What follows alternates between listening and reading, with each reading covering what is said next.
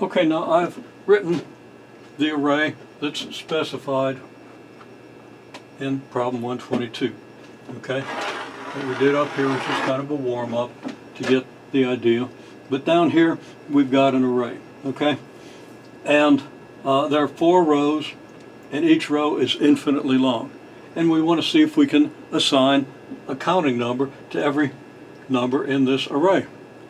Okay, so, well, what could we do? Well, first of all, let's make sure we understand the array.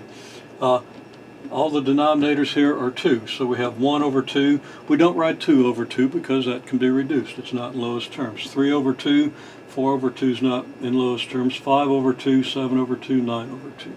And as we did with 3, 1/3, 2/3, we skip 3/3, it can be reduced. 4/3, 5/3, 6/3 can be reduced. We don't do it. 7/3, and so forth.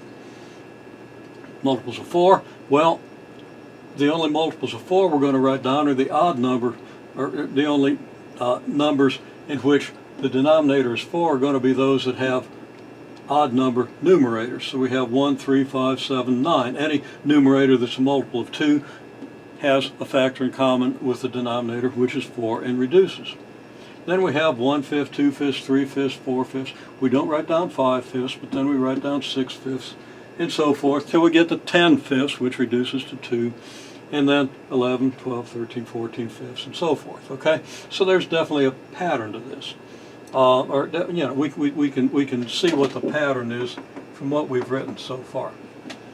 Okay, now we want to number these.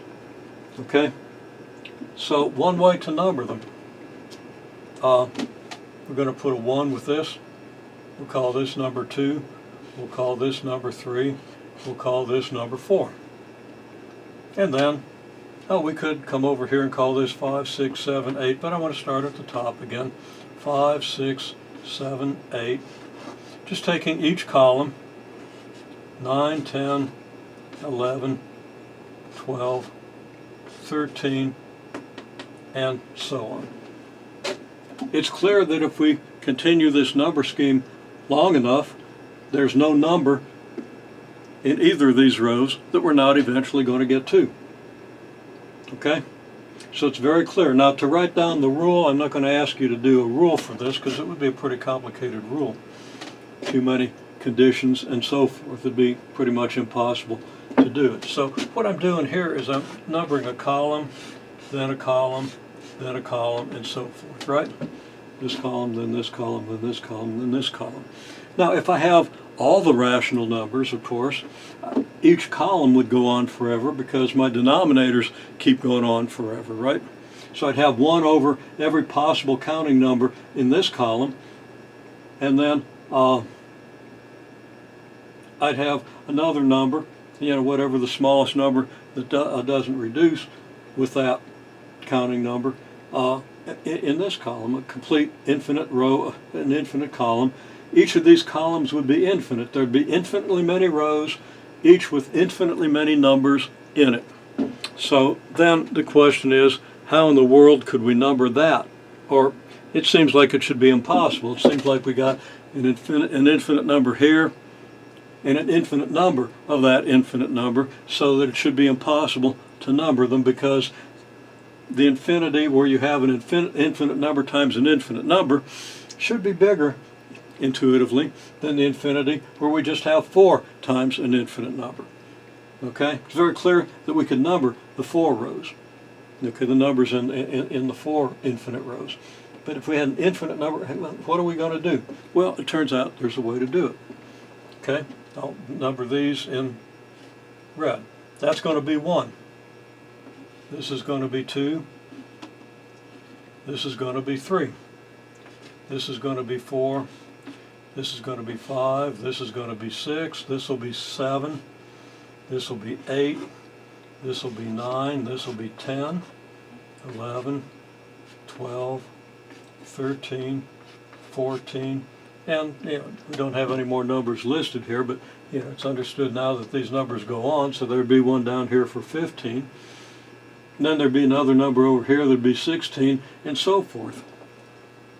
Now, if you think about it, is there any place in this infinite array, this two-dimensional infinite array that we don't get to with one of these numbers, that we won't get to by following this scheme? And the answer is no, there isn't, because we number this, then we number these, then we number these, then we number these. We number them diagonally, so we're just going to sweep out in this direction. There's no number that we won't eventually get to. There's no rational number that we won't eventually get to. Okay, so the diagonal numbering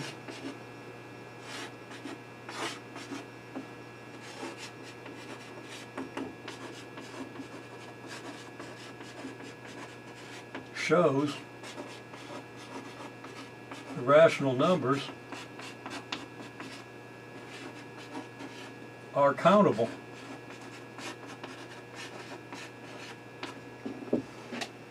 Okay, so that the cardinality of the rational numbers is Aleph null, because the rational numbers are in one-to-one correspondence with the counting numbers.